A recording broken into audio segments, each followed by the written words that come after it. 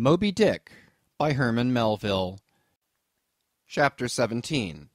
The Ramadan.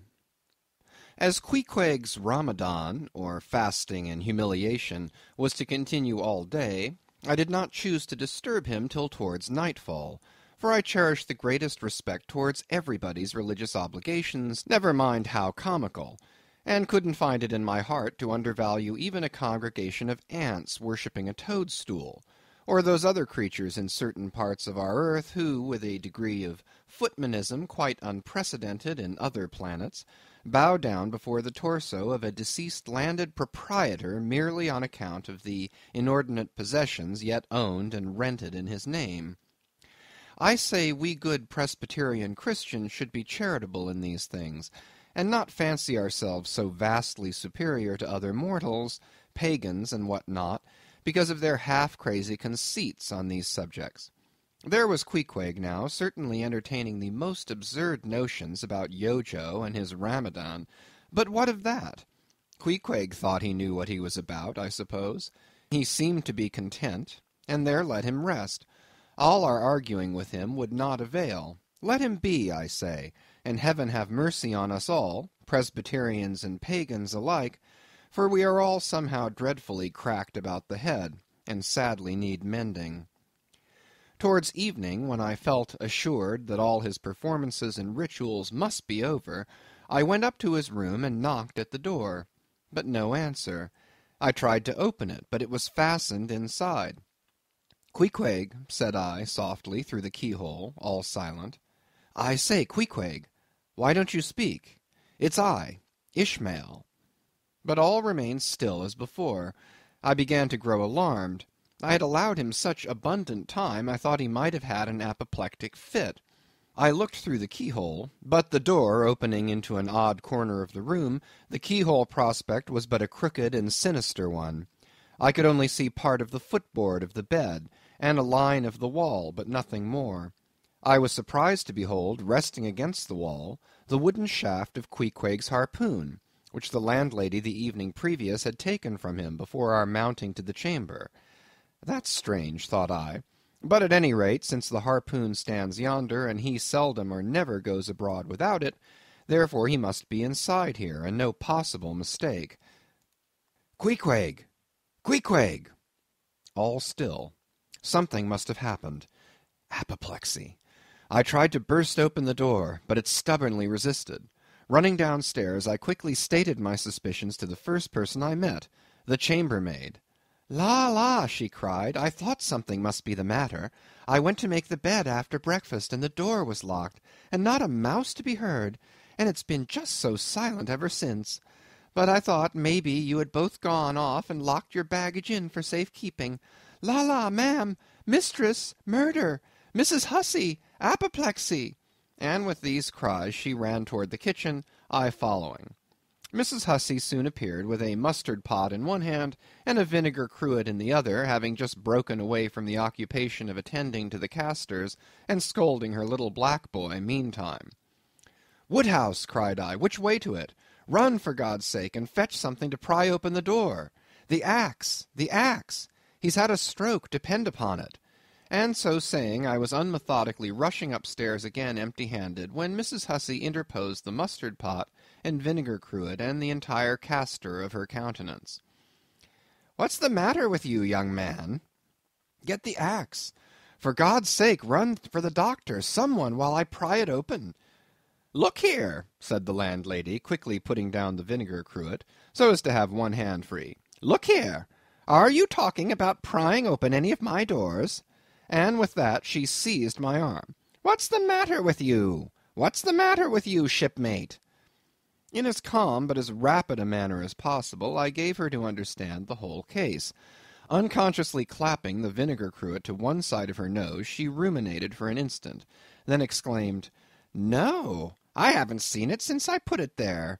Running to the little closet under the landing of the stairs, she glanced in, and returning told me that Queequeg's harpoon was missing. "He's killed himself," she cried. "It's unfortunate Stiggs done over again. There goes another counterpane. God pity his poor mother. It'll be the ruin of my house. Has the poor lad a sister? Where's that girl? There, Betty! Go to Snarls the painter and tell him to paint me a sign with 'No suicides permitted here, and no smoking in the parlor.' Might as well kill both birds at once. Kill! Ah, the Lord be merciful to his ghost! What's that noise there? You, young man, avast there!" And running up after me, she caught me as I was again trying to force open the door. "I don't allow it. I won't have my premises spoiled. Go for the locksmith. There's one about a mile from here. But avast!" putting her hand in her side pocket. "Here's a key that'll fit, I guess. Let's see." And with that she turned it in the lock, but alas, Queequeg's supplemental bolt remained undrawn within. "Have to burst it open," said I, and was running down the entry a little for a good start when the landlady caught at me, again vowing that I should not break down her premises. But I tore from her, and with a sudden bodily rush dashed myself full against the mark. With a prodigious noise the door flew open, and the knob, slamming against the wall, sent the plaster to the ceiling. And there, good heavens, there sat Queequeg, altogether cool and self-collected, right in the middle of his room, squatting on his hams and holding Yojo on the top of his head. He looked neither one way nor the other way, but sat like a carved image with scarce a sign of active life. "Queequeg," said I, going up to him, "Queequeg, what's the matter with you?" "He hain't been sitting so all day, has he?" said the landlady. But all we said, not a word could we drag out of him. I almost felt like pushing him over so as to change his position, for it was almost intolerable. It seemed so painfully and unnaturally constrained, especially as in all probability he had been sitting so for upwards of 8 or 10 hours, going too without his regular meals. "Mrs. Hussey," said I, "he's alive at all events, so leave us if you please, and I will see to this strange affair myself." Closing the door upon the landlady, I endeavoured to prevail upon Queequeg to take a chair, but in vain.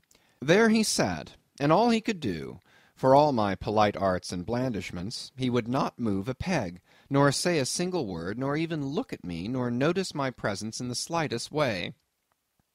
I wonder, thought I, if this can possibly be a part of his Ramadan. Do they fast on their hams that way in his native island? It must be so. Yes, it's part of his creed, I suppose. Well, then, let him rest. He'll get up sooner or later, no doubt. It can't last forever, thank God, and his Ramadan only comes once a year, and I don't believe it's very punctual then. I went down to supper.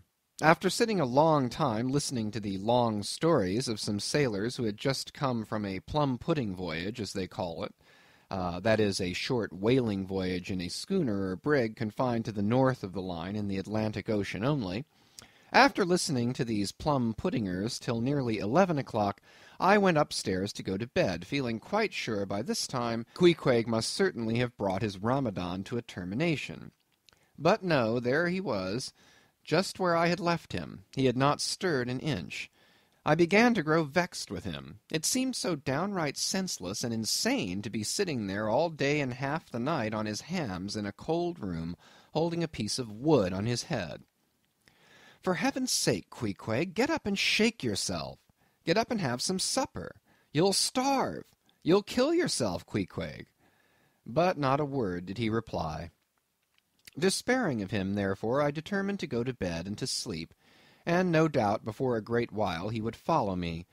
But previous to turning in, I took my heavy bearskin jacket and threw it over him, as it promised to be a very cold night, and he had nothing but his ordinary round jacket on.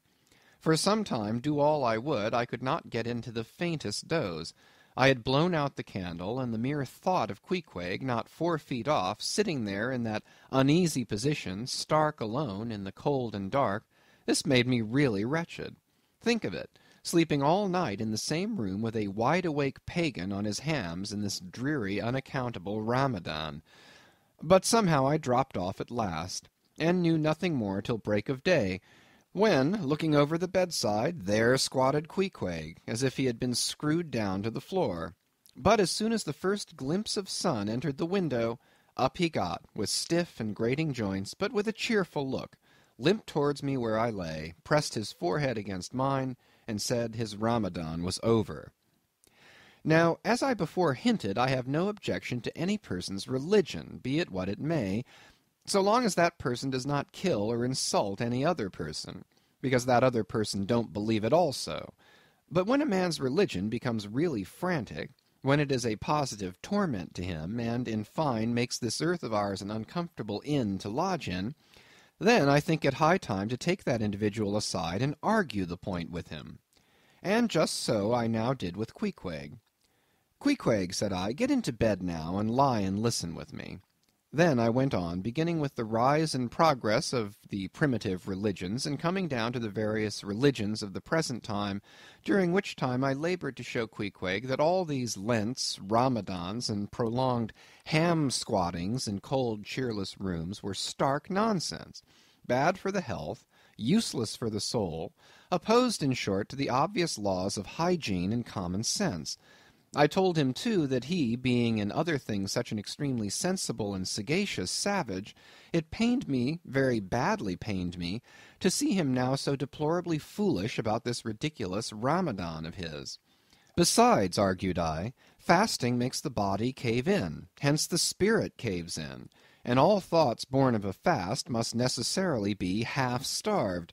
This is the reason why most dyspeptic religionists cherish such melancholy notions about their hereafters. In one word, Queequeg, said I, rather digressively, hell is an idea first born on an undigested apple-dumpling, and since then perpetuated through the hereditary dyspepsias nurtured by Ramadans. I then asked Queequeg whether he himself was ever troubled with dyspepsia, expressing the idea very plainly so that he could take it in. He said no, only upon one memorable occasion. It was after a great feast given by his father, the king, on the gaining of a great battle wherein 50 of the enemy had been killed by about 2 o'clock in the afternoon, and all cooked and eaten that very evening. "No more, Queequeg," said I, shuddering. "That will do," for I knew the inferences without his further hinting them. I had seen a sailor who had visited that very island, and he told me that it was the custom, when a great battle had been gained there, to barbecue all the slain in the yard or garden of the victor, and then, one by one, they were placed in great wooden trenchers, and garnished round like a pilau with breadfruit and cocoanuts, and with some parsley in their mouths were sent round with the victor's compliments to all his friends, just as though these presents were so many Christmas turkeys. After all, I do not think that my remarks about religion made much of an impression on Queequeg, because, in the first place, he somehow seemed dull of hearing on that important subject, unless considered from his own point of view, and in the second place, he did not more than 1/3 understand me, couch my ideas as simply as I would, and finally, he no doubt thought he knew a good deal more about true religion than I did. He looked at me with a sort of condescending concern and compassion, as though he thought it a great pity that such a sensible young man should be so hopelessly lost to evangelical pagan piety. At last we rose and dressed, and Queequeg, taking a prodigiously hearty breakfast of chowders of all sorts, so that the landlady should not make much profit by reason of his Ramadan, we sallied out to board the Pequod, sauntering along and picking our teeth with halibut bones. Chapter 18. His Mark. As we were walking down the end of the wharf towards the ship, Queequeg carrying his harpoon, Captain Peleg, in his gruff voice, loudly hailed us from his wigwam, saying he had not suspected my friend was a cannibal, and furthermore announcing that he let no cannibals on board that craft unless they previously produced their papers. "What do you mean by that, Captain Peleg?" said I, now jumping on the bulwarks, and leaving my comrade standing on the wharf. "I mean," he replied, "he must show his papers." "Yes," said Captain Bildad in his hollow voice, sticking his head from behind Peleg's out of the wigwam. "He must show that he's converted. Son of darkness," he added, turning to Queequeg, "art thou at present in communion with any Christian church?" "Why," said I, "he's a member of the First Congregational Church." Here be it said that many tattooed savages sailing in Nantucket ships at last come to be converted into churches. "First Congregational Church!" cried Bildad. "What? that worships in Deacon Deuteronomy Coleman's meeting-house?" And so saying, taking out his spectacles, he rubbed them with his great yellow bandana handkerchief, and putting them on very carefully, came out of the wigwam, and leaning stiffly over the bulwarks, took a good long look at Queequeg. "How long hath he been a member?" he then said, turning to me. "Not very long, I rather guess, young man." "No," said Peleg, "and he hasn't been baptized right either, or it would have washed some of that devil's blue off his face." "Do tell now," cried Bildad, "is this Philistine a regular member of Deacon Deuteronomy's meeting? I never saw him going there, and I pass it every Lord's Day." "I don't know anything about Deacon Deuteronomy or his meeting," said I. "All I know is that Queequeg here is a born member of the First Congregational Church. He is a deacon himself, Queequeg is." "Young man," said Bildad sternly, "thou art skylarking with me. Explain thyself, thou young Hittite. What church dost thee mean? Answer me." Finding myself thus hard pushed, I replied, "I mean, sir, the same ancient Catholic church to which you and I and Captain Peleg there, and Queequeg here, and all of us, and every mother's son and soul of us belong. The great and everlasting first congregation of this whole worshipping world. We all belong to that. Only some of us cherish some queer crotchets, in no way touching the grand belief. In that we all join hands." "Splice, thou meanst, splice hands," cried Peleg, drawing nearer. "Young man, you'd better ship for a missionary instead of a foremast hand. I never heard a better sermon. Deacon Deuteronomy, why, Father Mapple himself couldn't beat it, and he's reckoned something. Come aboard, never mind about the papers. I say, tell Quohog there, what's that you call him? Tell Quohog to step along. By the great anchor, what a harpoon he's got there. Looks like good stuff, that, and he handles it about right. I say, Quohog, or whatever your name is, did you ever stand in the head of a whaleboat? Did you ever strike a fish?" Without saying a word, Queequeg, in his wild sort of way, jumped upon the bulwarks, from thence into the bows of one of the whaleboats hanging to the side, and then bracing his left knee, and poising his harpoon, cried out in some such way as this: "Cap'n, you see him small drop tar on water there? You see him? Well, s'pose him one whale eye. Well den." And taking sharp aim at it, he darted the iron right over Bildad's broad brim, clean across the ship's deck, and struck the glistening tar spot out of sight. "Now," said Queequeg, quietly hauling in the line, "s'posey him whaley eye. Why, dat whale dead." "Quick, Bildad," said Peleg, his partner, who, aghast at the close vicinity of the flying harpoon, had retreated towards the cabin gangway. "Quick, I say you, Bildad, and get the ship's papers. We must have Quohog, in one of our boats. Look ye, Quohog, we'll give ye the 90th lay, and that's more than ever was given a harpooneer yet out of Nantucket." So down we went into the cabin, and to my great joy Queequeg was soon enrolled among the same ship's company to which I myself belonged. When all preliminaries were over, and Peleg had got everything ready for signing, he turned to me and said, "I guess Quohog there don't know how to write, does he? I say, Quohog, blast ye, dost thou sign thy name, or make thy mark?" But at this question Queequeg, who had twice or thrice before taken part in similar ceremonies, looked no ways abashed, but taking the offered pen, copied upon the paper, in the proper place, an exact counterpart of the queer round figure which was tattooed upon his arm, so that through Captain Peleg's obstinate mistake touching his appellative, it stood something like this: Quohog, his mark, X. Meanwhile, Captain Bildad sat earnestly and steadfastly eyeing Queequeg, and at last, rising solemnly and fumbling in the huge pockets of his broad-skirted drab coat, took out a bundle of tracts, and selecting one entitled "The Latter Day Coming, or No Time to Lose," placed it in Queequeg's hands, and grasping them and the book with both his, looked earnestly into his eyes, and said, "Son of darkness, I must do my duty by thee. I am part owner of this ship, and feel concerned for the souls of all its crew. If thou still clingest to thy pagan ways, which I sadly fear, I beseech thee remain not for aye a Belial bondsman. Spurn the idle bell and the hideous dragon. Turn from the wrath to come. Mind thine eye, I say. Ah, goodness gracious, steer clear of the fiery pit.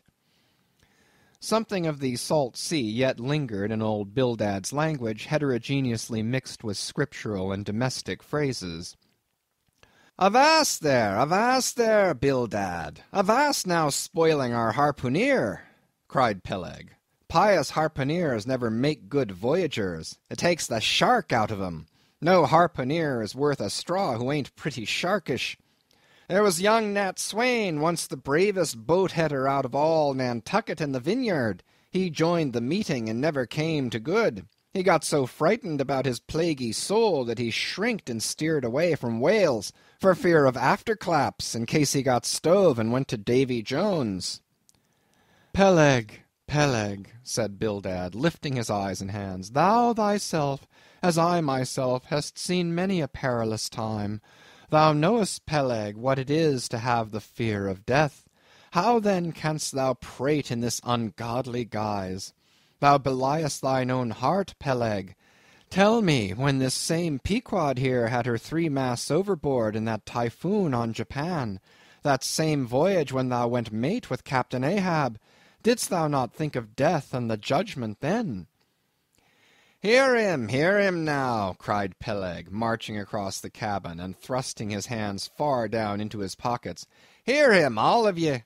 Think of that, when every moment we thought the ship would sink. Death and the judgment then? What?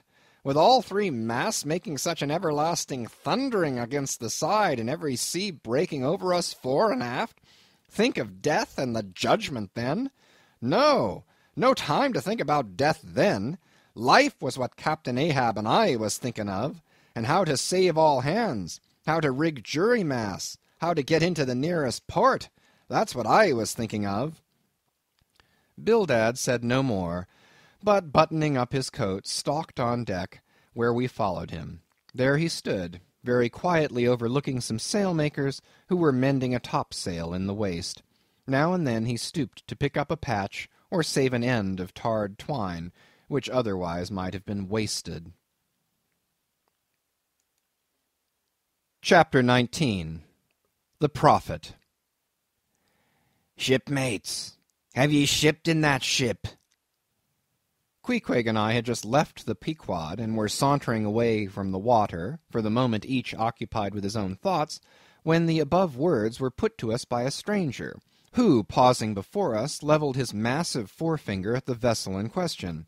He was but shabbily apparelled in faded jacket and patched trousers, a rag of a black handkerchief investing his neck. A confluent smallpox had in all directions flowed over his face, and left it like the complicated ribbed bed of a torrent when the rushing waters have been dried up. "Have ye shipped in her?" he repeated. "You mean the ship Pequod, I suppose," said I, trying to gain a little more time for an uninterrupted look at him. "Aye, the Pequod. That ship there," he said, drawing back his whole arm, and then rapidly shoving it straight out from him with the fixed bayonet of his pointed finger darted full at the object. "Yes," said I, "we have just signed the articles." "Anything down there about your souls?" "About what?" "Oh, perhaps ye haven't got any," he said quickly. "No matter, though. I know many chaps that haven't got any. Good luck to 'em, and they are all the better off for it. A soul's a sort of a fifth wheel to a wagon." "What are you jabbering about, shipmate?" said I. "He's got enough, though, to make up for all deficiencies of that sort and other chaps," abruptly said the stranger, placing a nervous emphasis upon the word he. "Queequeg," said I, "let's go. This fellow has broken loose from somewhere. He's talking about something and somebody we don't know." "Stop!" cried the stranger. "You said true. You haven't seen Old Thunder yet, have ye?" "Who's Old Thunder?" said I, again riveted with the insane earnestness of his manner. "Captain Ahab." "What, the captain of our ship, the Pequod?" "Aye, Among some of us old sailor chaps he goes by that name. You haven't seen him yet, have ye? No, we haven't. He's sick, they say, but is getting better, and will be all right again before long. All right again before long, laughed the stranger, with a solemnly derisive sort of laugh. Look ye, when Captain Ahab is all right, then this left arm of mine will be all right, not before. What do you know about him? What did they tell you about him? Say that. They didn't tell much of anything about him, only I've heard he's a good whale hunter and a good captain to his crew. That's true. That's true, yes, both true enough. But you must jump when he gives an order. Step and growl, growl and go. That's the word with Captain Ahab. But nothing about the thing that happened to him off Cape Horn long ago, when he lay like dead for 3 days and nights. Nothing about that deadly scrimmage with the Spaniard before the altar in Santa. Heard nothing about that, eh? Nothing about the silver calabash he spat into, and nothing about losing his leg last voyage according to the prophecy? Didn't you hear a word about them matters and something more, eh? No, I don't think you did. How could ye? Who knows it? Not all Nantucket, I guess. But howsever, mayhap you've heard tell about the leg, and how he lost it. Aye, you've heard of that, I dare say. Oh, yes, that everyone knows a'most. I mean, they know he's only one leg, and that a parmaset he took the other off.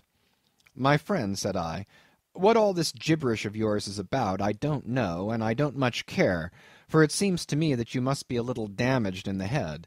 But if you are speaking of Captain Ahab, of that ship there, the Pequod, then let me tell you that I know all about the loss of his leg. All about it, eh? Sure you do? All? Pretty sure. With finger pointed and eye levelled at the Pequod, the beggar-like stranger stood a moment, as if in troubled reverie, and then, starting a little, turned and said, You've shipped, have ye? Names down on the papers? Well, well, what's signed is signed, and what's to be will be, and then again perhaps it won't be, after all. Anyhow, it's all fixed and arranged already, and some sailors or other must go with him, I suppose.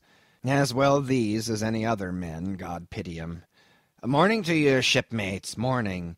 The ineffable heavens bless ye. I'm sorry I stopped ye. Look here, friend, said I, if you have anything important to tell us, out with it. But if you are only trying to bamboozle us, you're mistaken in your game. That's all I have to say. And it's said very well, and I like to hear a chap talk up that way. You are just the man for him, the likes of you. Morning to you, shipmates, morning. Oh, when you get there, tell 'em I've concluded not to make one of 'em. Ah, my dear fellow, you can't fool us that way. You can't fool us. It is the easiest thing in the world for a man to look as if he had a great secret in him. Morning to you, shipmates. Morning. Morning it is, said I. Come along, Queequeg, let's leave this crazy man. But stop. Tell me your name, will you? Elijah. Elijah, thought I, and we walked away, both commenting after each other's fashion upon this ragged old sailor, and agreed that he was nothing but a humbug trying to be a bugbear. But we had not gone perhaps above 100 yards, when chancing to turn a corner, and looking back as I did so, who should be seen but Elijah following us, though at a distance. Somehow the sight of him struck me so that I said nothing to Queequeg of his being behind, but passed on with my comrade, anxious to see whether the stranger would turn the same corner that we did. He did, and then it seemed to me that he was dogging us, but with what intent I could not for the life of me imagine. This circumstance, coupled with his ambiguous half-hinting, half-revealing, shrouded sort of talk, now begat in me all kinds of vague wonderments and half-apprehensions, and all connected with the Pequod and Captain Ahab, and the leg he had lost, and the Cape Horn fit, and the silver calabash, and what Captain Peleg had said of him when I left the ship on the day previous, and the prediction of the squaw Tistig, and the voyage we had bound ourselves to sail, and 100 other shadowy things. I was resolved to satisfy myself whether this ragged Elijah was really dogging us or not, and with that intent crossed the way with Queequeg, and on that side of it retraced our steps. But Elijah passed on without seeming to notice us. This relieved me, and once more and finally, as it seemed to me, I pronounced him, in my heart, a humbug. Chapter 20. All astir. A day or two passed, and there was great activity aboard the Pequod.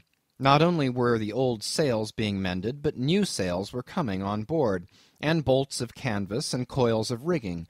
In short, everything betokened that the ship's preparations were hurrying to a close. Captain Peleg seldom or never went ashore, but sat in his wigwam, keeping a sharp lookout upon the hands. Bildad did all the purchasing and providing at the stores, and the men employed in the hold and on the rigging were working till long after nightfall. On the day following Queequeg's signing the articles, word was given at all the inns where the ship's company were stopping that their chests must be on board before night, for there was no telling how soon the vessel might be sailing. So Queequeg got down our traps, resolving, however, to sleep ashore till the last. But it seems they always give very long notice in these cases, and the ship did not sail for several days. But no wonder, there was a good deal to be done, and there is no telling how many things to be thought of before the Pequod was fully equipped. Everyone knows what a multitude of things, beds, saucepans, knives and forks, shovels and tongs, napkins, nutcrackers, and what not, are indispensable to the business of housekeeping. Just so with whaling, which necessitates a 3 years' housekeeping upon the wide ocean, far from all grocers, costermongers, doctors, bakers, and bankers. And though this also holds true of merchant vessels, yet not by any means to the same extent as with whalemen. For besides the great length of the whaling voyage, the numerous articles peculiar to the prosecution of the fishery, and the impossibility of replacing them at the remote harbors usually frequented, it must be remembered that of all ships, whaling vessels are the most exposed to accidents of all kinds, and especially to the destruction and loss of the very things upon which the success of the voyage most depends. Hence the spare boats, spare spars, and spare lines and harpoons, and spare everythings almost but a spare captain and duplicate ship. At the period of our arrival at the island, the heaviest storage of the Pequod had been almost completed, comprising her beef, bread, water, fuel, and iron hoops and staves. But as before hinted, for some time there was a continual fetching and carrying on board of divers odds and ends of things, both large and small. Chief among those who did this fetching and carrying was Captain Bildad's sister, a lean old lady of a most determined and indefatigable spirit, but withal very kind-hearted, who seemed resolved that if she could help it, nothing should be found wanting in the Pequod, after once fairly getting to sea. At one time she would come on board with a jar of pickles for the steward's pantry, another time with a bunch of quills for the chief mate's desk, where he kept his log, a third time with a roll of flannel for the small of someone's rheumatic back. Never did any woman better deserve her name, which was Charity, Aunt Charity, as everyone called her. And like a sister of charity did this charitable Aunt Charity bustle about hither and thither, ready to turn her hand and heart to anything that promised to yield safety, comfort, and consolation to all on board a ship in which her beloved brother Bildad was concerned, and in which she herself owned a score or two of well-saved dollars. But it was startling to see this excellent-hearted Quakeress coming on board, as she did the last day, with a long oil ladle in one hand and a still longer whaling lance in the other. Nor was Bildad himself nor Captain Peleg at all backward. As for Bildad, he carried about with him a long list of the articles needed, and at every fresh arrival down went his mark opposite that article upon the paper. Every once in a while Peleg came hobbling out of his whalebone den, roaring at the men down the hatchways, roaring up to the riggers at the masthead, and then concluding by roaring back into his wigwam. During these days of preparation Queequeg and I often visited the craft, and as often I asked about Captain Ahab, and how he was, and when he was going to come on board his ship. To these questions they would answer that he was getting better and better, and was expected aboard every day. Meantime the two captains, Peleg and Bildad, could attend to everything necessary to fit the vessel for the voyage. If I had been downright honest with myself, I would have seen very plainly in my heart that I did but half fancy being committed this way to so long a voyage, without once laying my eyes on the man who was to be the absolute dictator of it, so soon as the ship sailed out upon the open sea. But when a man suspects any wrong, it sometimes happens that if he be already involved in the matter, he insensibly strives to cover up his suspicions even from himself. And much this way it was with me. I said nothing, and tried to think nothing. At last it was given out that some time next day the ship would certainly sail, so next morning Queequeg and I took a very early start. Chapter 21. Going Aboard. It was nearly 6 o'clock, but only grey, imperfect, misty dawn when we drew nigh the wharf. "There are some sailors running ahead there, if I see right," said I to Queequeg. "It can't be shadows. She's off by sunrise, I guess. Come on." "Avast!"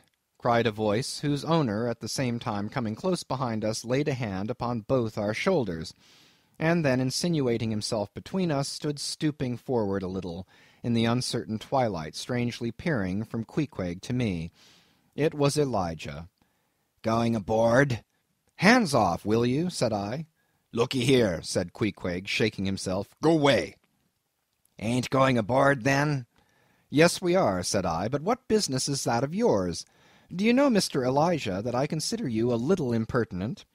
No, I wasn't aware of that," said Elijah, slowly and wonderingly looking from me to Queequeg with the most unaccountable glances. "Elijah," said I, "you will oblige my friend and me by withdrawing. We are going to the Indian and Pacific Oceans, and would prefer not to be detained." "Ye be ye? Coming back before breakfast?" "He's cracked, Queequeg," said I. "Come on." "Halloa!" cried stationary Elijah, hailing us when we had removed a few paces. "Never mind him," said I. "Queequeg, come on." But he stole up to us again, and suddenly clapping his hands on my shoulder, said, "Did you see anything looking like men going towards that ship a while ago?" Struck by this plain, matter-of-fact question, I answered, saying yes, I thought I did see 4 or 5 men, but it was too dim to be sure. "Very dim, said Elijah. "Morning to ye." Once more we quitted him, but once more he came softly after us, and touching my shoulder again, said, "See if you can find 'em now, will ye?" "Find who?" "Morning to ye," he rejoined, again moving off. "Oh, I was going to warn you against... But never mind. It's all one, all in the family, too. Sharp frost this morning, ain't it? Good-bye to you. Shan't see you again very soon, I guess, unless it's before the grand jury." And with these cracked words he finally departed, leaving me for the moment in no small wonderment at his frantic impudence. At last, stepping on board the Pequod, we found everything in profound quiet, not a soul moving. The cabin entrance was locked within, the hatches were all on, and lumbered with coils of rigging. Going forward to the forecastle, we found the slide of the scuttle open. Seeing a light, we went down, and found only an old rigger there, wrapped in a tattered pea-jacket. He was thrown at whole length upon 2 chests, his face downwards and enclosed in his folded arms. The profoundest slumber slept upon him. "Those sailors we saw, Queequeg, where can they have gone to?" said I, looking dubiously at the sleeper. But it seemed that, when on the wharf, Queequeg had not at all noticed what I now alluded to. Hence I would have thought myself to have been optically deceived in that matter were it not for Elijah's otherwise inexplicable question. But I beat the thing down, and again marking the sleeper, jocularly hinted to Queequeg that perhaps we had best sit up with the body, telling him to establish himself accordingly.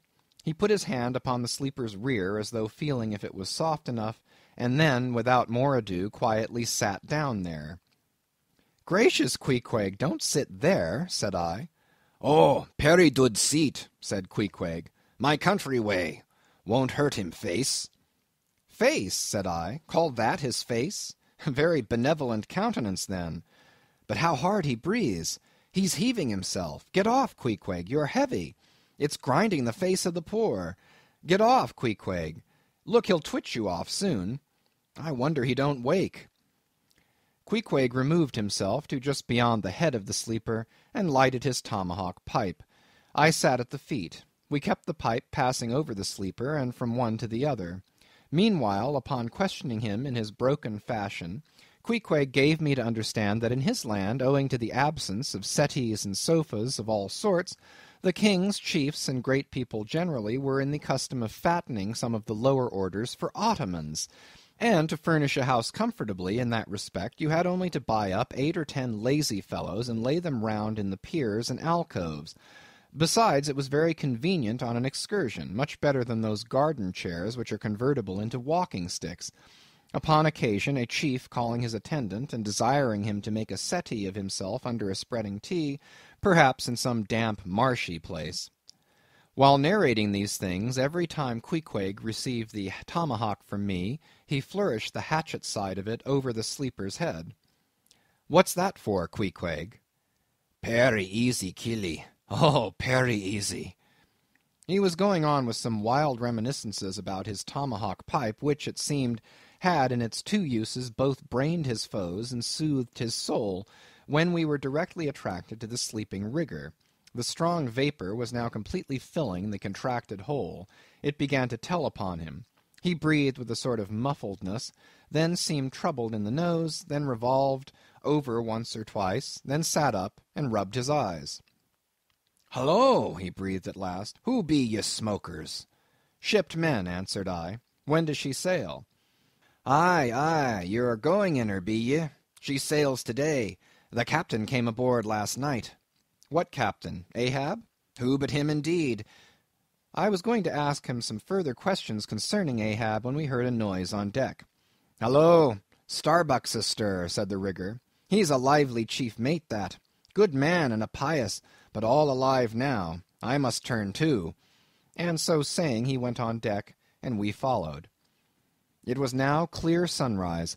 Soon the crew came on board in twos and threes, the riggers bestirred themselves, the mates were actively engaged, and several of the shore people were busy in bringing various last things on board.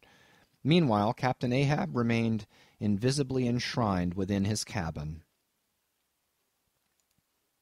End of chapters 17 to 21.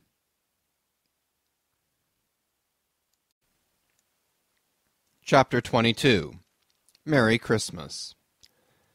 At length, towards noon, upon the final dismissal of the ship's riggers, and after the Pequod had been hauled out from the wharf, and after the ever-thoughtful Charity had come off in a whaleboat, with her last gift, a nightcap for Stubb, the second mate, her brother-in-law, and a spare Bible for the steward. After all this, the two captains, Peleg and Bildad, issued from the cabin, and turning to the chief mate, Peleg said, "Now, Mr. Starbuck, are you sure everything is all right? Captain Ahab is all ready. Just spoke to him. Nothing more to be got from shore, eh? Well, call all hands, then. Muster 'em aft here, blast 'em." "No need of profane words, however great the hurry, Peleg," said Bildad. "But away with thee, friend Starbuck, and do our bidding." How now? Here, upon the very point of starting for the voyage, Captain Peleg and Captain Bildad were going it with a high hand on the quarter-deck, just as if they were to be joint commanders at sea, as well as, to all appearances, in port. And as for Captain Ahab, no sign of him was yet to be seen. Only, they said, he was in the cabin. But then the idea was that his presence was by no means necessary in getting the ship under way, and steering her well out to sea. Indeed, as that was not at all his proper business, but the pilot's, and as he was not yet completely recovered, so they said, therefore Captain Ahab stayed below. And all this seemed natural enough, especially as in the merchant service many captains never show themselves on deck for a considerable time after heaving up the anchor, but remain over the cabin table, having a farewell merry-making with their shore friends, before they quit the ship for good with the pilot. But there was not much chance to think over the matter, for Captain Peleg was now all alive. He seemed to do most of the talking and commanding, and not Bildad. "Aft here, ye sons of bachelors!" he cried, as the sailors lingered at the mainmast. "Mr. Starbuck, drive 'em aft!" "Strike the tent there," was the next order. As I hinted before, this whalebone marquee was never pitched except in port, and on board the Pequod for 30 years the order to strike the tent was well known to be the next thing to heaving up the anchor. "Man the capstan! Blood and thunder! Jump!" was the next command, and the crew sprang for the handspikes. Now, in getting under way, the station generally occupied by the pilot is the forward part of the ship, and here Bildad, who, with Peleg, be it known, in addition to his other officers, was one of the licensed pilots of the port, he being suspected to have got himself made a pilot in order to save the Nantucket pilot fee to all the ships he was concerned in, for he never piloted any other craft, Bildad, I say, might now be seen actively engaged in looking over the bows for the approaching anchor, and at intervals singing what seemed a dismal stave of psalmody to cheer the hands at the windlass, who roared forth some sort of chorus about the girls in Booble Alley, with a hearty good will. Nevertheless, not 3 days previous, Bildad had told them that no profane songs would be allowed on board the Pequod, particularly in getting under way, and Charity, his sister, had placed a small, choice copy of Watts in each seaman's berth. Meantime, overseeing the other part of the ship, Captain Peleg ripped and swore astern in the most frightful manner.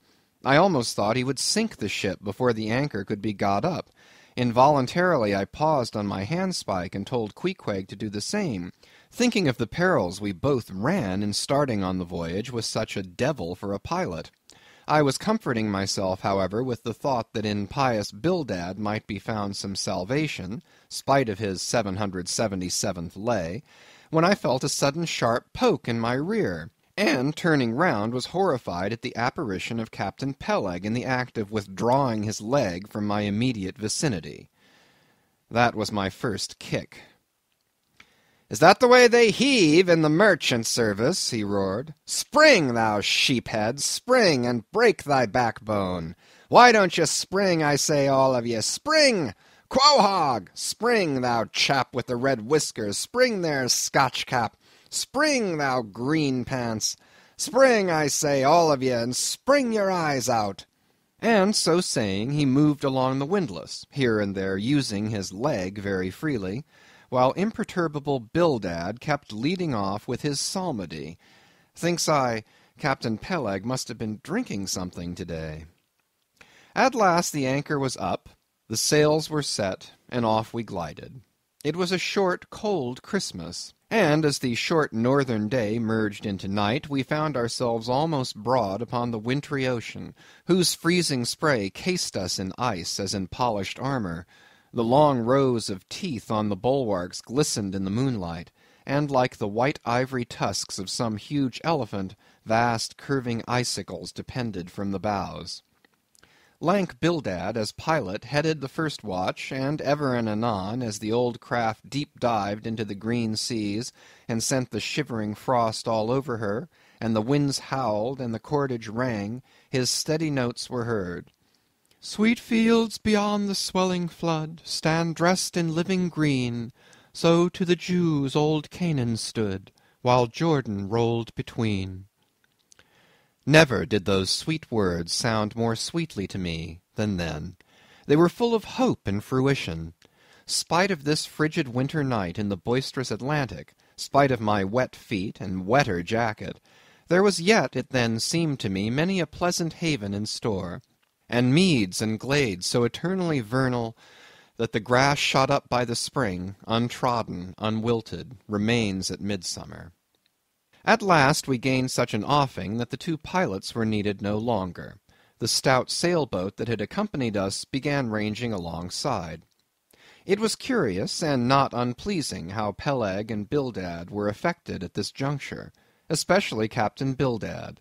For loath to depart yet, very loath to leave, for good, a ship bound on so long and perilous a voyage, beyond both stormy capes, a ship in which some thousands of his hard-earned dollars were invested, a ship in which an old shipmate sailed as captain, a man almost as old as he, once more starting to encounter all the terrors of the pitiless jaw, loath to say good-bye to a thing so every way brimful of every interest to him, poor old Bildad lingered long, paced the deck with anxious strides, ran down into the cabin to speak another farewell word there, again came on deck, and looked to windward, looked towards the wide and endless waters, only bounded by the far-off, unseen eastern continents, looked toward the land, looked aloft, looked right and left, looked everywhere and nowhere, and at last, mechanically coiling a rope upon its pin, convulsively grasped stout Peleg by the hand,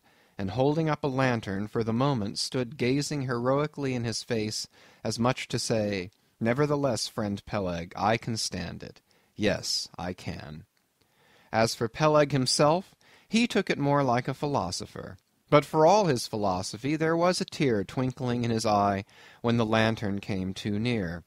And he, too, did not a little run from cabin to deck, now a word below, now a word with Starbuck, the chief mate. But at last he turned to his comrade with a final sort of look about him.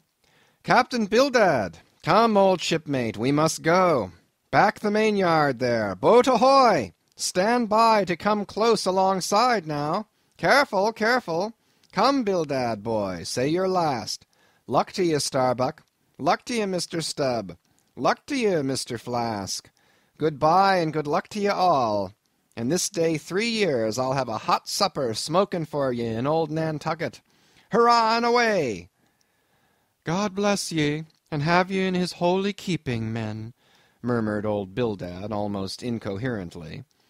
"I hope you'll have fine weather now, so that Captain Ahab may soon be moving among ye. A pleasant sun is all he needs, and you'll have plenty of them in the tropic voyage ye go. Be careful in the hunt, ye mates. Don't stave the boats needlessly, ye harpooneers.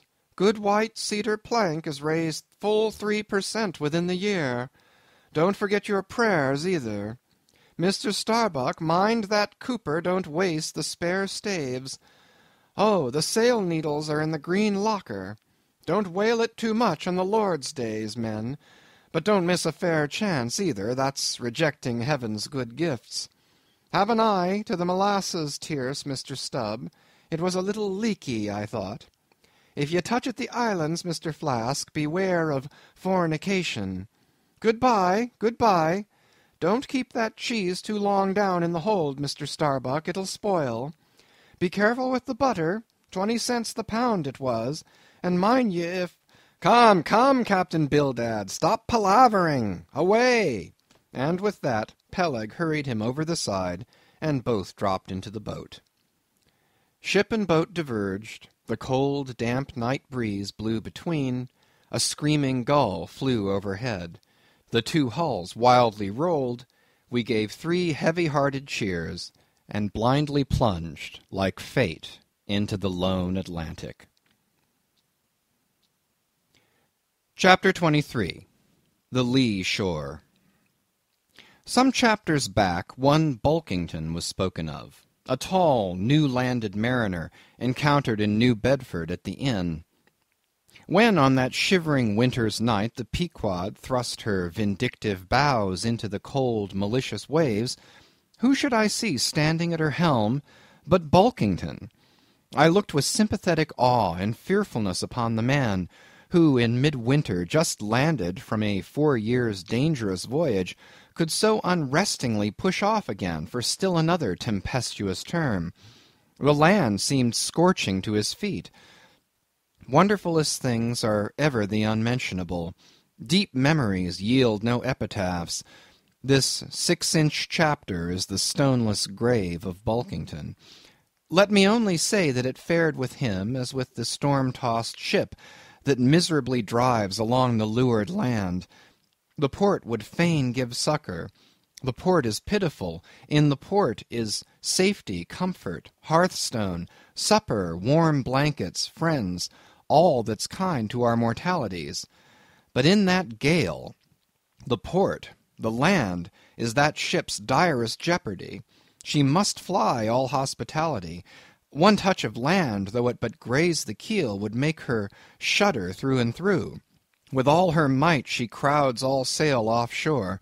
In so doing, fights against the very winds that fain would blow her homeward, seeks all the lashed sea's landlessness again, for refuge's sake forlornly rushing into peril, her only friend, her bitterest foe. Know ye now, Bulkington? Glimpses do you seem to see of that mortally intolerable truth, that all deep, earnest thinking is but the intrepid effort of the soul to keep the open independence of her sea, while the wildest winds of heaven and earth conspire to cast her on the treacherous, slavish shore?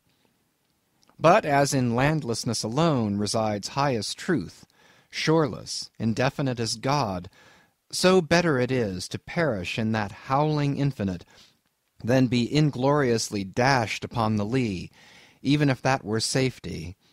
For worm-like then, oh, who would craven crawl to land? Terrors of the terrible. Is all this agony so vain? Take heart, O Bulkington. Bear thee grimly, demigod. Up from the spray of thy ocean perishing, straight up leaps thy apotheosis. Chapter 24. The Advocate. As Queequeg and I are now fairly embarked in this business of whaling, and as this business of whaling has somehow come to be regarded among landsmen as a rather unpoetical and disreputable pursuit, therefore I am all anxiety to convince you, ye landsmen, of the injustice hereby done to us hunters of whales. In the first place, it may be deemed almost superfluous to establish the fact that among people at large the business of whaling is not accounted on a level with what are called the liberal professions. If a stranger were introduced into any miscellaneous metropolitan society, it would but slightly advance the general opinion of his merits were he presented to the company as a harpooneer, say. And if, in emulation of the naval officers, he should append the initials S.W.F., sperm whale fishery, to his visiting card, such a procedure would be deemed preeminently presuming and ridiculous. Doubtless one leading reason why the world declines honoring us whalemen is this. They think that at best our vocation amounts to a butchering sort of business, and that when actively engaged therein we are surrounded by all manner of defilements. Butchers we are, that is true. But butchers also, and butchers of the bloodiest badge, have been all the martial commanders whom the world invariably delights to honor. And as for the matter of the alleged uncleanliness of our business, you shall soon be initiated into certain facts hitherto pretty generally unknown, and which, upon the whole, will triumphantly plant the sperm whale ship at least among the cleanliest things of this tidy earth. But even granting the charge in question to be true, what disordered slippery decks of a whale ship are comparable to the unspeakable carrion of those battlefields from which so many soldiers return to drink in all ladies' plaudits? And if the idea of peril so much enhances the popular conceit of the soldier's profession, let me assure you that many a veteran who has freely marched up to a battery would quickly recoil at the apparition of the sperm whale's vast tail, fanning into eddies the air over his head. For what are the comprehensible terrors of man compared with the interlinked terrors and wonders of God? But though the world scouts at us whale hunters, yet does it unwittingly pay us the profoundest homage, yea, an all abounding adoration. For almost all the tapers, lamps, and candles that burn round the globe, burn, as before so many shrines, to our glory. But look at this matter in other lights. Weigh it in all sorts of scales. See what we whalemen are, and have been. Why did the Dutch in De Witt's time have admirals of their whaling fleets? Why did Louis XVI of France, at his own personal expense, fit out whaling ships from Dunkirk, and politely invite to that town some score or two of families from our own island of Nantucket? Why did Britain, between the years 1750 and 1788, pay her whalemen in bounties of upwards of £1,000,000? And lastly, how comes it that we whalemen of America now outnumber all the rest of the banded whalemen in the world, sail a navy of upwards of 700 vessels, manned by 18,000 men, yearly consuming $4,000,000 of dollars, the ship's worth at the time of sailing $20,000,000, and every year importing into our harbors a well-reaped harvest of $7,000,000? How comes all this, if there be not something puissant in whaling? But this is not the half. Look again. I freely assert that the cosmopolite philosopher cannot, for his life, point out one single peaceful influence which, within the last 60 years, has operated more potentially upon the whole broad world, taken in one aggregate, than the high and mighty business of whaling. One way and another, it has begotten events so remarkable in themselves, and so continuously momentous in their sequential issues, that whaling may well be regarded as that Egyptian mother who bore offspring themselves pregnant from her womb. It would be a hopeless, endless task to catalogue all these things. Let a handful suffice. For many years past the whale ship has been the pioneer in ferreting out the remotest and least known parts of the earth. She has explored seas and archipelagos which had no chart, where no Cook or Vancouver had ever sailed.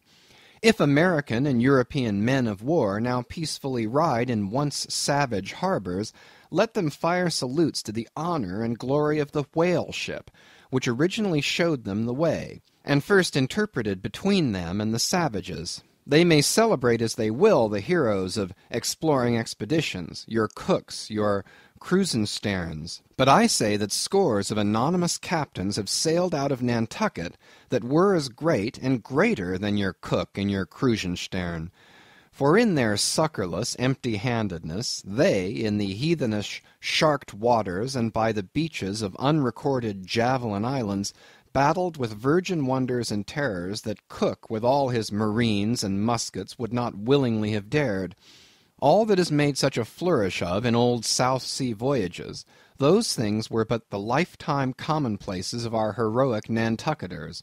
Often adventures which Vancouver dedicates 3 chapters to, these men accounted unworthy of being set down in the ship's common log. Ah, the world! Ah, the world! Until the whale fishery rounded Cape Horn, no commerce but colonial, scarcely any intercourse but colonial, was carried on between Europe and the long line of the opulent Spanish provinces on the Pacific coast. It was the whalemen who first broke through the jealous policy of the Spanish crown touching those colonies, and, if space permitted, it might be distinctly shown how from those whalemen at last eventuated the liberation of Peru, Chile, and Bolivia from the yoke of old Spain, and the establishment of eternal democracy in those parts. That great America on the other side of the sphere, Australia, was given to the enlightened world by the whalemen. After its first blunder-born discovery by a Dutchman, all other ships long shunned those shores as pestiferously barbarous. But the whale ship touched there. The whale ship is the true mother of that now mighty colony. Moreover, in the infancy of the first Australian settlement, the emigrants were several times saved from starvation by the benevolent biscuit of the whale ship luckily dropping an anchor in their waters. The uncounted isles of all Polynesia confess the same truth, and do commercial homage to the whale ship that cleared the way for the missionary and the merchant, and in many cases carried the primitive missionaries to their first destinations. If that double-bolted land, Japan, is ever to become hospitable, it is the whale ship alone to whom the credit will be due, for already she is on the threshold.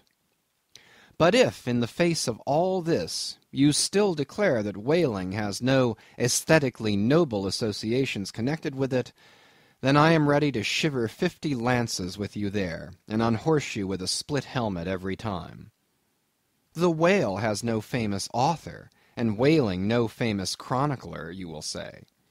The whale no famous author, and whaling no famous chronicler? Who wrote the first account of our Leviathan? Who but mighty Job? And who composed the first narrative of a whaling voyage? Who but no less a prince than Alfred the Great, who with his own royal pen took down the words from Other, the Norwegian whale hunter of those times, and who pronounced our glowing eulogy in Parliament? Who but Edmund Burke? True enough, but then whalemen themselves are poor devils. They have no good blood in their veins. No good blood in their veins? They have something better than royal blood there. The grandmother of Benjamin Franklin was Mary Morrell, afterwards by marriage Mary Folger, one of the old settlers of Nantucket, and the ancestress to a long line of Folgers and Harpooneers, all kith and kin to the noble Benjamin, to this day darting the barbed iron from one side of the world to the other. Good again, but then all confess that somehow whaling is not respectable. Whaling not respectable? Whaling is imperial. By the old English statutory law, the whale is declared a royal fish. Oh, that's only nominal. The whale himself has never figured in any grand, imposing way. The whale never figured in any grand, imposing way. In one of the mighty triumphs given to a Roman general upon his entering the world's capital, the bones of a whale, brought all the way from the Syrian coast, were the most conspicuous object in the symboled procession. Footnote. See subsequent chapters for something more on this head. End of footnote. Grant it, since you cite it, but say what you will, there is no real dignity in whaling. No dignity in whaling! The dignity of our calling the very heavens attest.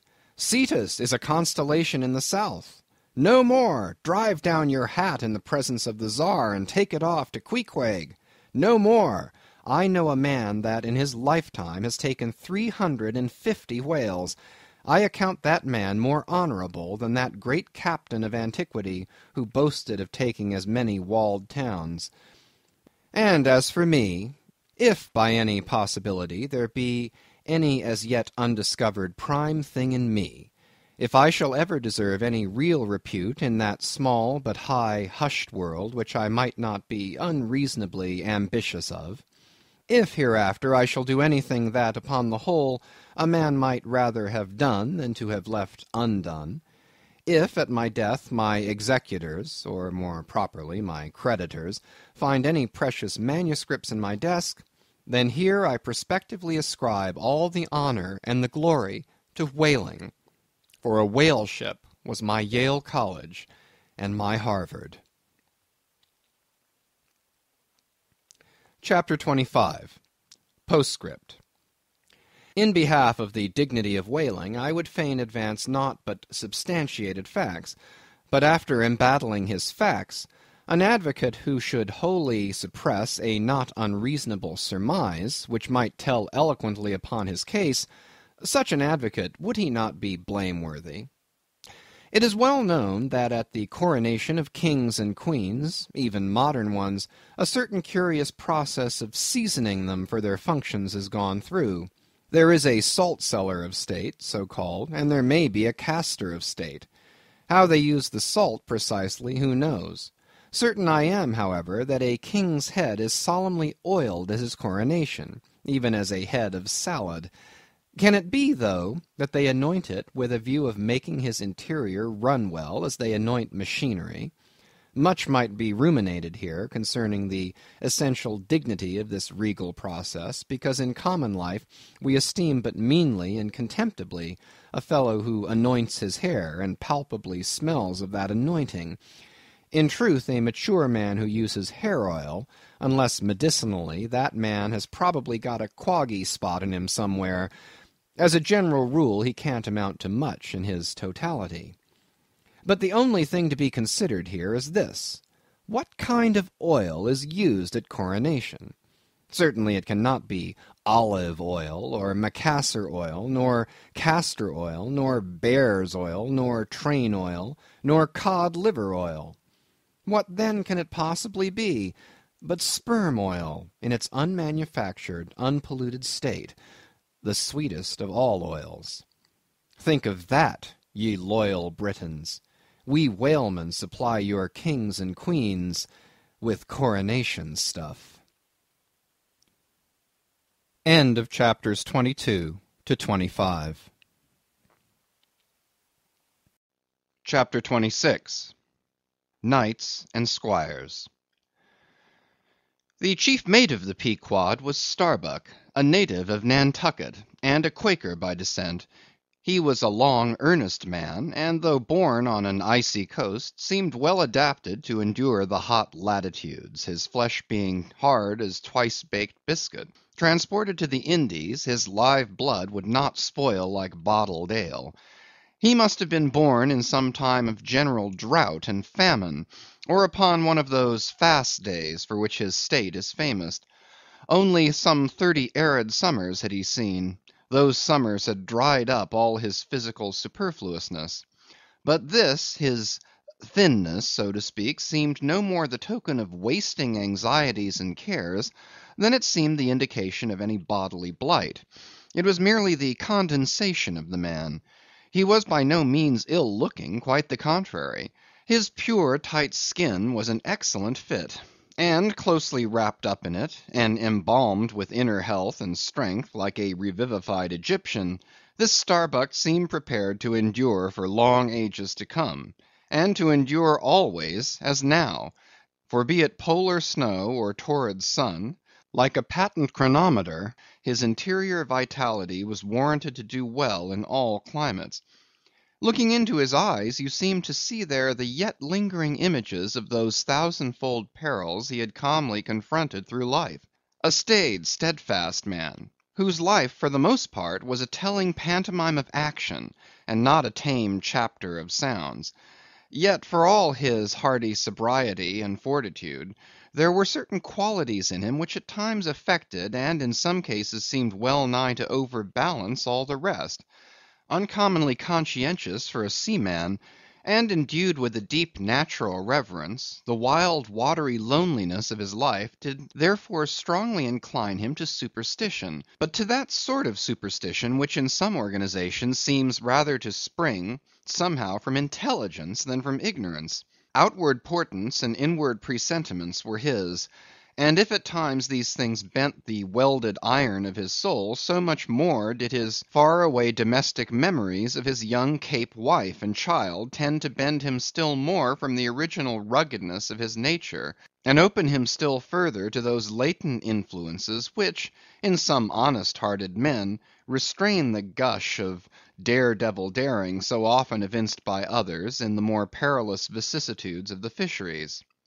"I will have no man in my boat," said Starbuck, "who is not afraid of a whale." By this he seemed to mean, not only that the most reliable and useful courage was that which arises from the fair estimation of the encountered peril, but that an utterly fearless man is a far more dangerous comrade than a coward. "Aye, aye," said Stubb, the second mate, "Starbuck there is as careful a man as you'll find anywhere in this fishery. But we shall ere long see what that word careful precisely means when used by a man like Stubb, or almost any other whale hunter."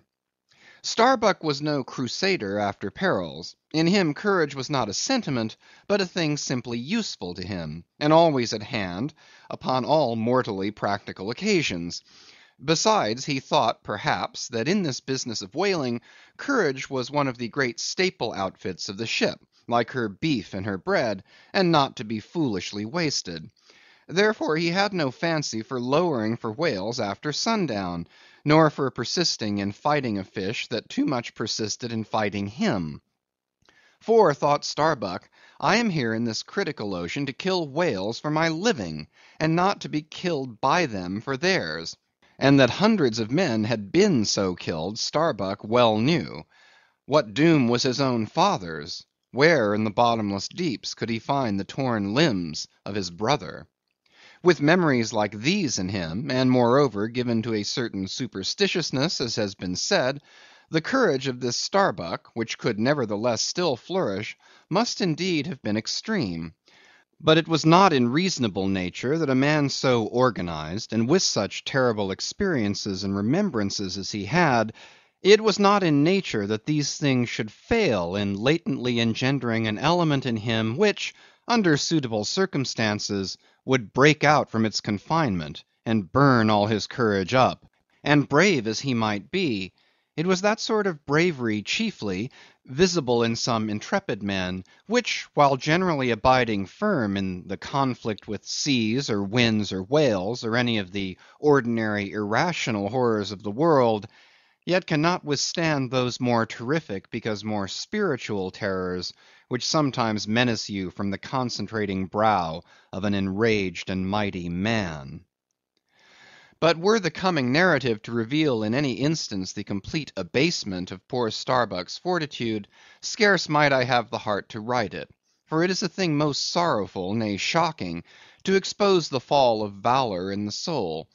Men may seem detestable as joint stock companies and nations; knaves, fools, and murderers there may be; men may have mean and meagre faces; but man, in the ideal, is so noble and so sparkling, such a grand and glowing creature, that over any ignominious blemish in him all his fellows should run to throw their costliest robes.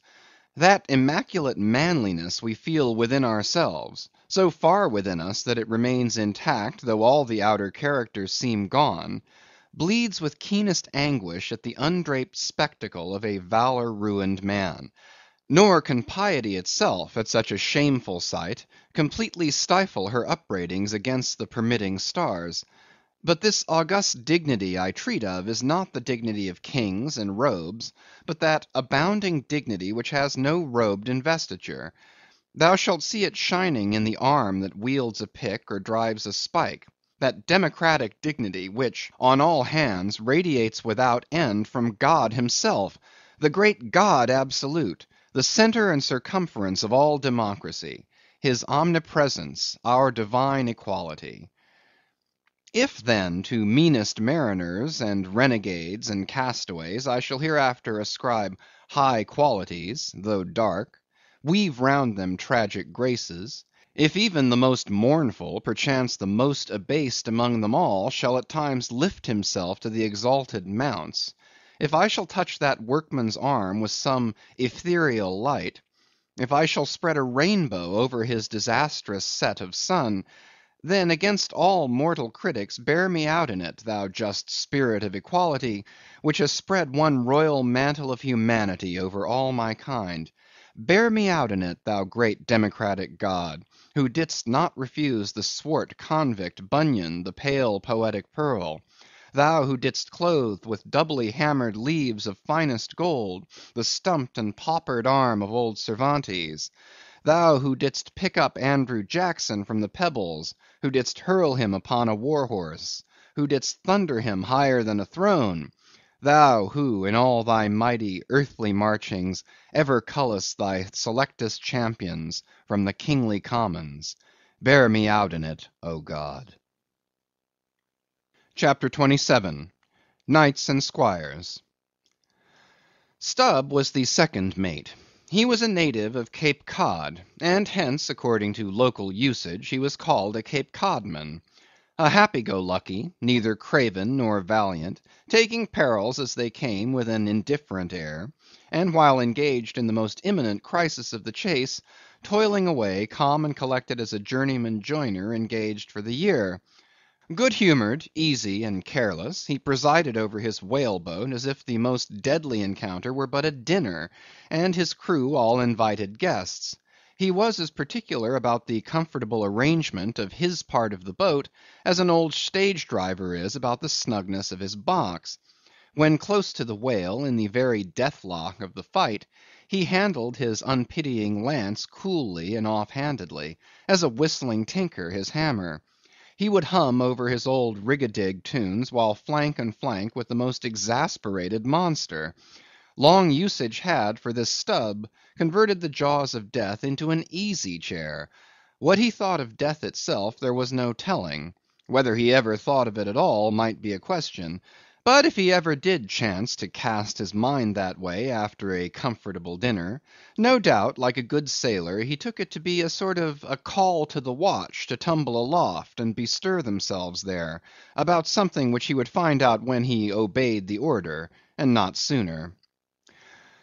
What, perhaps, with other things, made Stubb such an easy-going, unfearing man, so cheerfully trudging off with the burden of life in a world full of grave peddlers, all bowed to the ground with their packs, what helped to bring about that almost impious good humor of his, that thing must have been his pipe.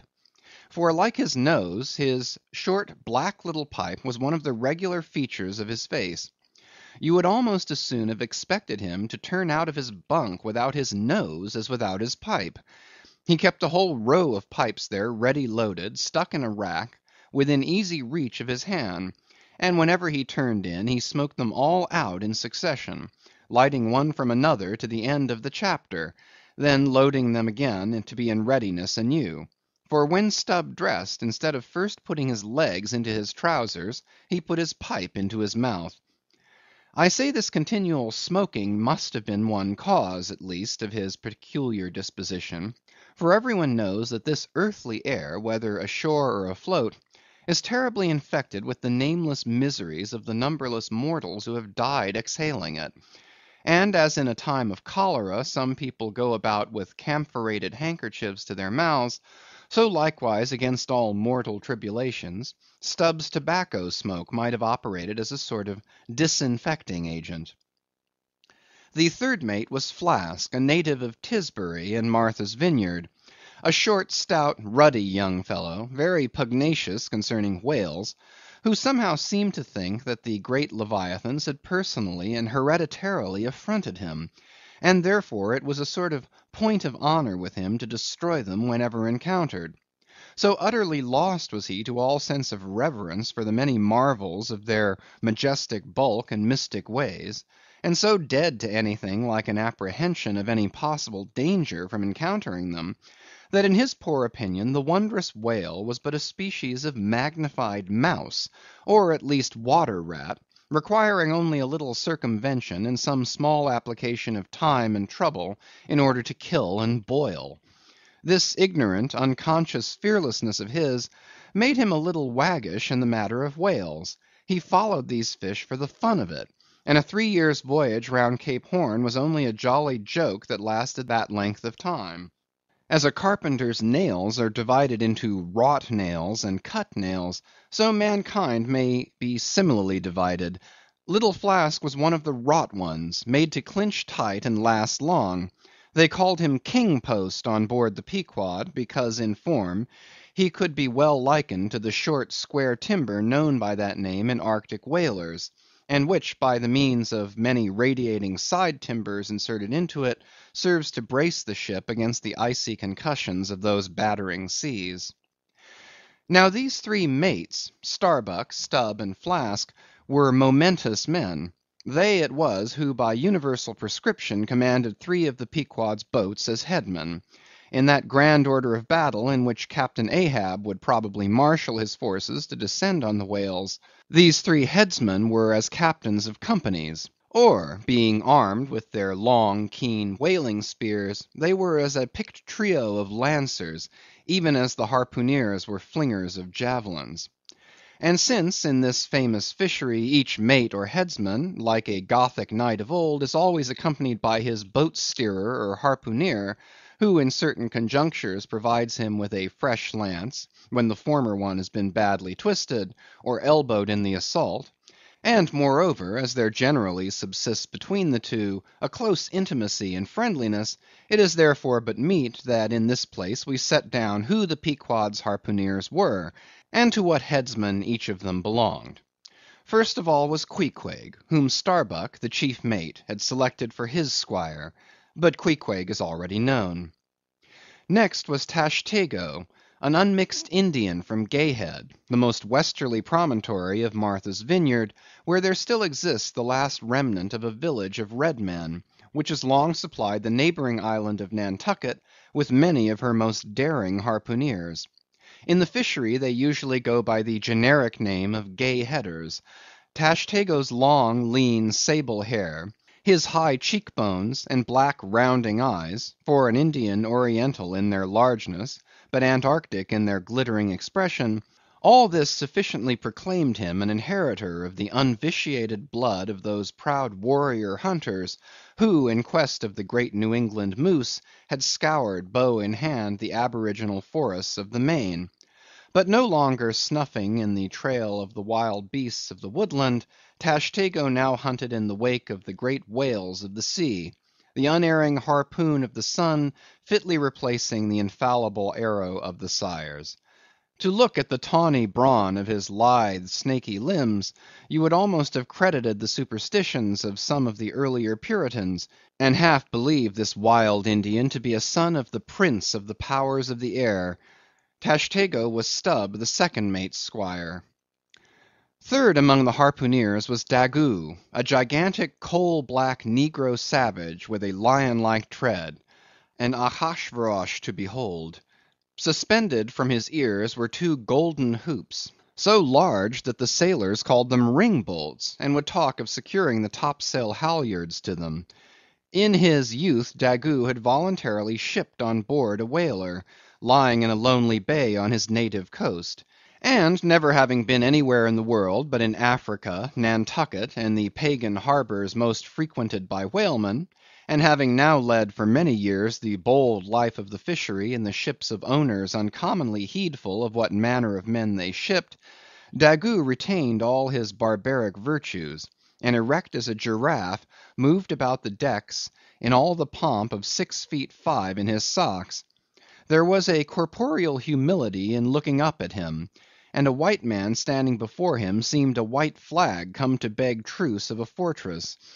Curious to tell, this imperial negro, Ahasuerus Daggoo, was the squire of Little Flask, who looked like a chessman beside him.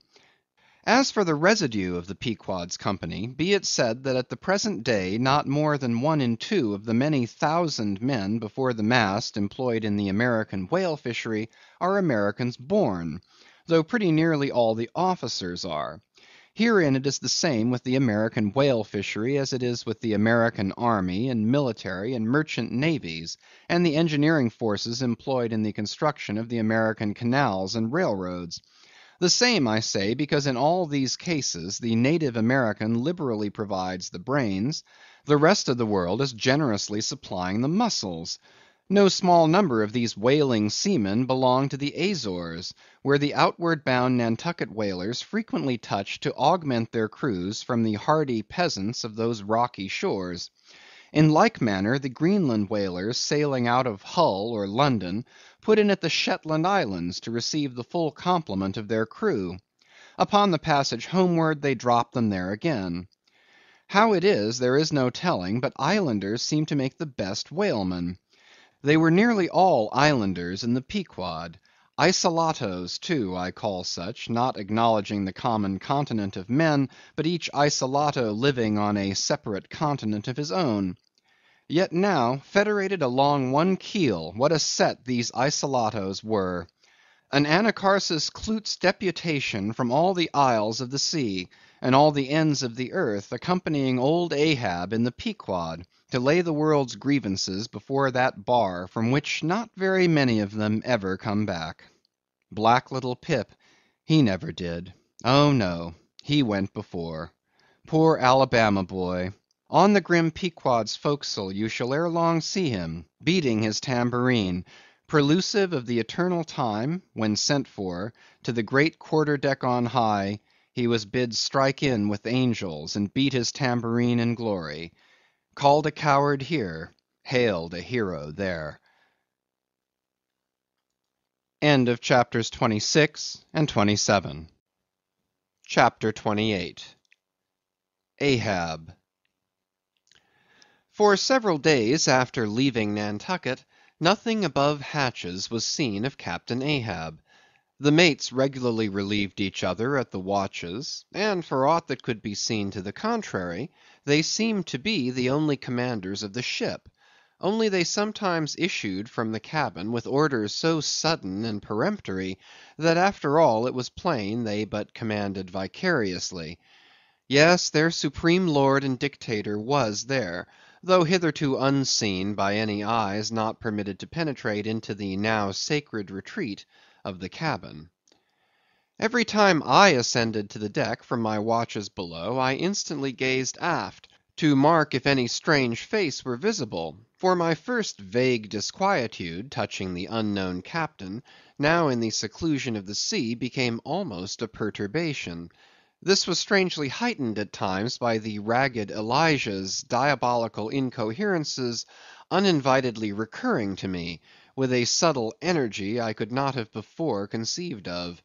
But poorly could I withstand them, much as in other moods I was almost ready to smile at the solemn whimsicalities of that outlandish prophet of the wharves. But whatever it was of apprehensiveness or uneasiness, to call it so, which I felt, whenever I came to look about me in the ship, it seemed against all warranty to cherish such emotions. For though the harpooneers, with the great body of the crew, were a far more barbaric, heathenish, and motley set than any of the tame merchant ship companies which my previous experiences had made me acquainted with, still I ascribed this, and rightly ascribed it, to the fierce uniqueness of the very nature of that wild Scandinavian vocation in which I had so abandonedly embarked. But it was especially the aspect of the three chief officers of the ship, the mates, which was most forcibly calculated to allay these colorless misgivings, and induce confidence and cheerfulness in every presentment of the voyage. Three better, more likely sea officers and men, each in his own different way, could not readily be found; and they were, every one of them, Americans; a Nantucketer, a Vineyarder, a Cape man.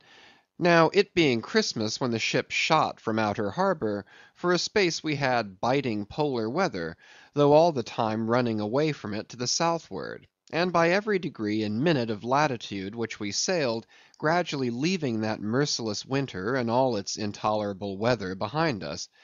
It was one of those less lowering but still grey and gloomy enough mornings of the transition, when with a fair wind the ship was rushing through the water with a vindictive sort of leaping and melancholy rapidity, that as I mounted to the deck at the call of the forenoon watch, so soon as I levelled my glance toward the taffrail, foreboding shivers ran over me.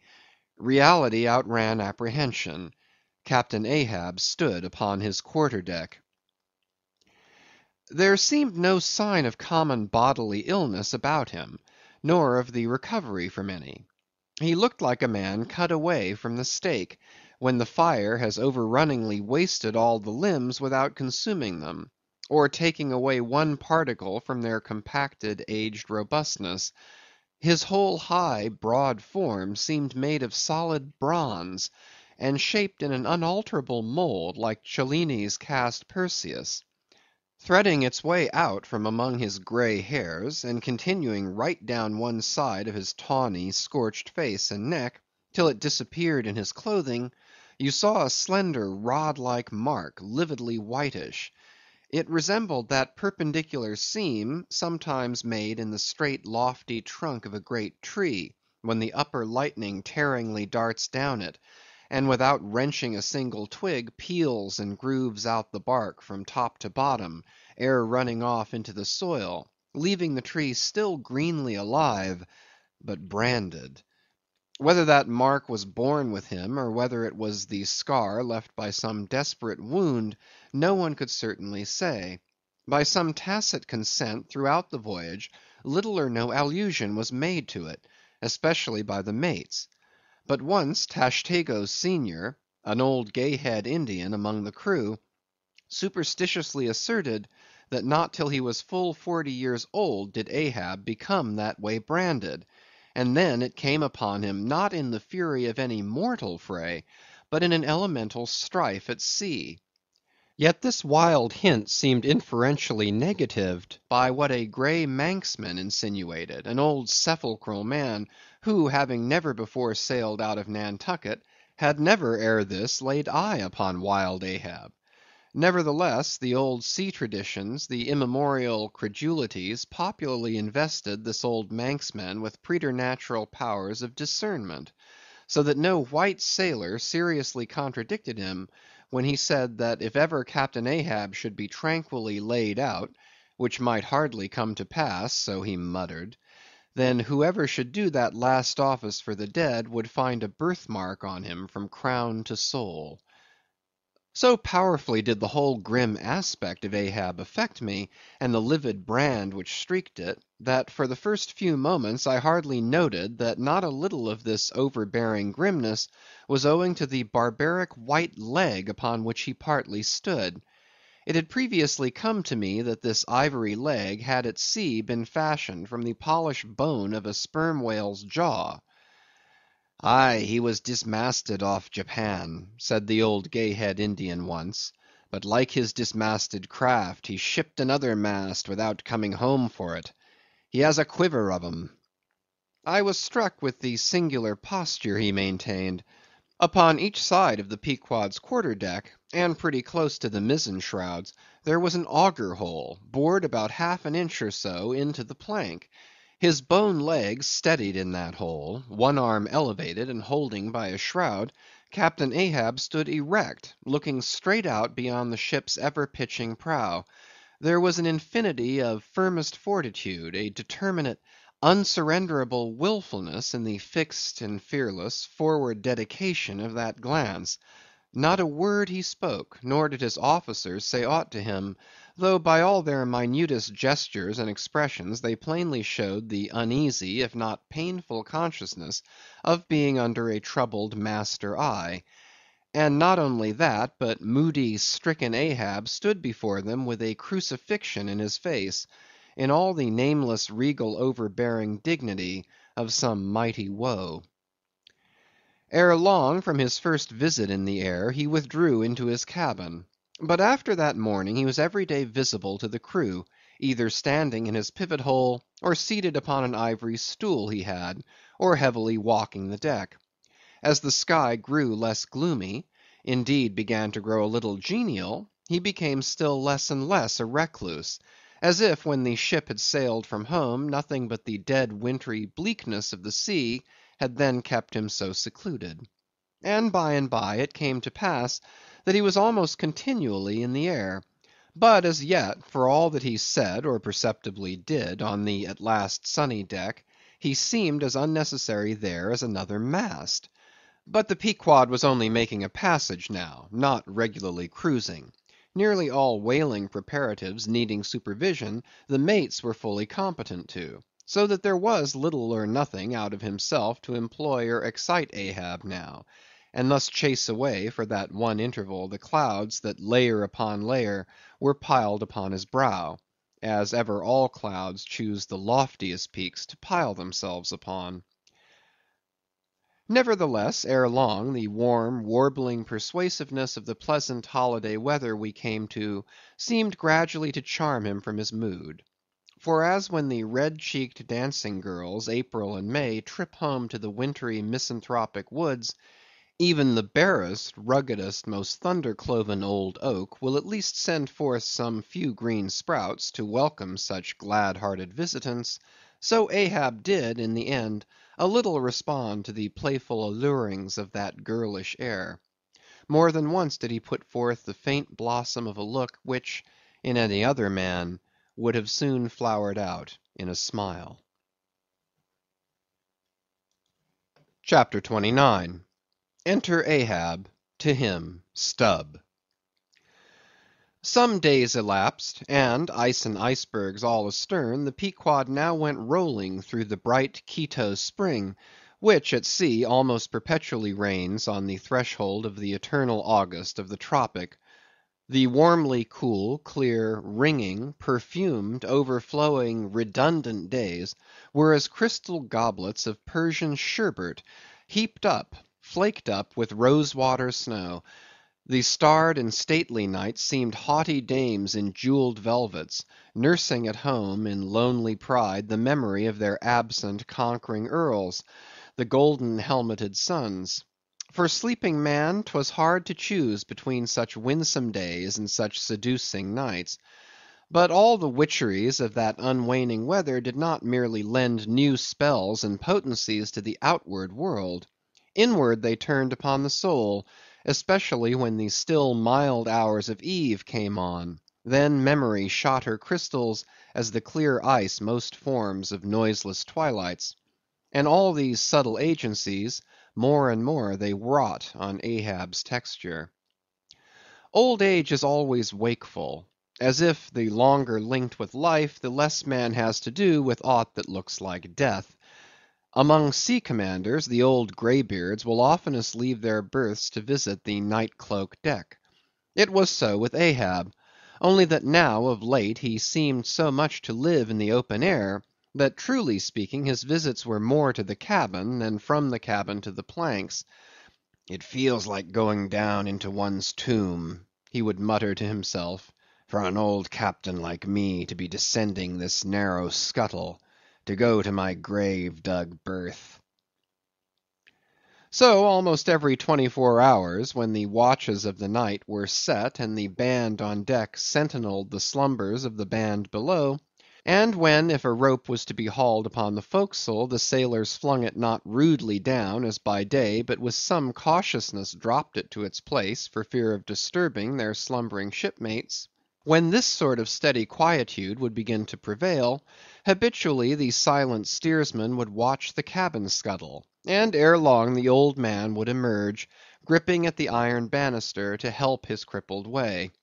Some considering touch of humanity was in him, for at times like these he usually abstained from patrolling the quarter deck, because to his wearied mates, seeking repose within 6 inches of his ivory heel, such would have been the reverberating crack and din of that bony step, that their dreams would have been on the crunching teeth of sharks.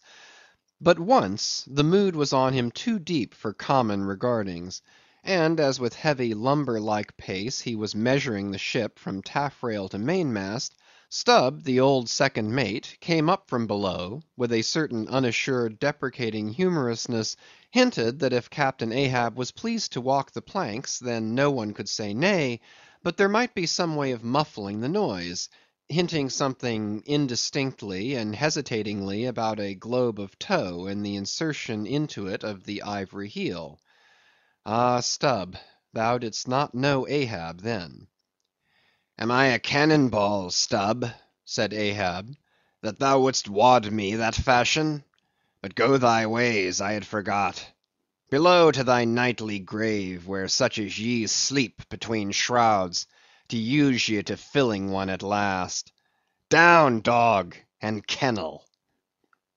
Starting at the unforeseen concluding exclamation of the so suddenly scornful old man, Stubb was speechless for a moment, and then said excitedly, "I am not used to be spoken to that way, sir.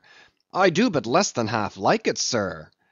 "Avast!" gritted Ahab between his set teeth, and violently moving away as if to avoid some passionate temptation. "No, sir, not yet," said Stubb, emboldened.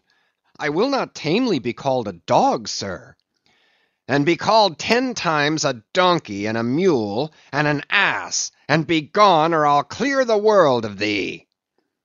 As he said this, Ahab advanced upon him with such overbearing terrors in his aspect, that Stubb involuntarily retreated. "I was never served so before without giving a hard blow for it," muttered Stubb, as he found himself descending the cabin scuttle. "It's very queer. Stop, Stubb. Somehow, now, I don't well know whether to go back and strike him, or what's that? Down here on my knees and pray for him? Yes, that was the thought coming up in me. But it would be the first time I ever did pray. It's queer, very queer. And he's queer too. Aye, take him fore and aft, he's about the queerest old man Stubb ever sailed with. How he flashed at me! His eyes like powder pans. Is he mad? Anyway, there's something on his mind, as sure as there must be something on a deck when it cracks. He ain't in his bed now, either, more than 3 hours out of 24, and he don't sleep then. Didn't that doughboy, the steward, tell me that of a morning he always finds the old man's hammock clothes all rumpled and tumbled, and the sheets down at the foot, and the coverlid almost tied into knots, and the pillow a sort of frightful hot, as though a baked brick had been on it. A hot old man! I guess he's got what some folks ashore call a conscience. It's a kind of tick-dolly row, they say. Worse nor a toothache. Well, well, I don't know what it is, but the Lord keep me from catching it. He's full of riddles. I wonder what he goes into the afterhold for every night, as Doughboy tells me he suspects.